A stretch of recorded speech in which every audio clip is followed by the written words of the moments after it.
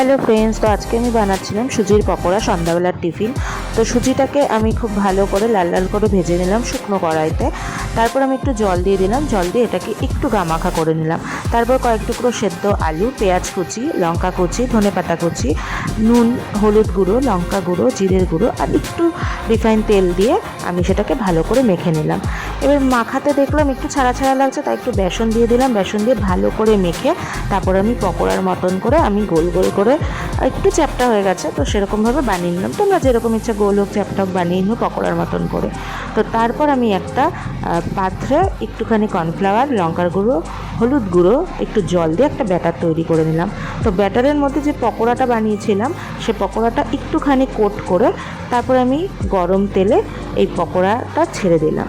তো ছেড়ে দেওয়ার পর আমার পকোড়া দেখো এখানে রেডি হয়ে গেছে। তোমরা কিন্তু অবশ্যই বাড়িতে ট্রাই করো, আর ট্রাই করে জানিও পকোড়াটা তোমাদের কেমন লেগেছে। ভালো লাগলে অবশ্যই লাইক করো, কমেন্ট করো। টাটা সবাইকে।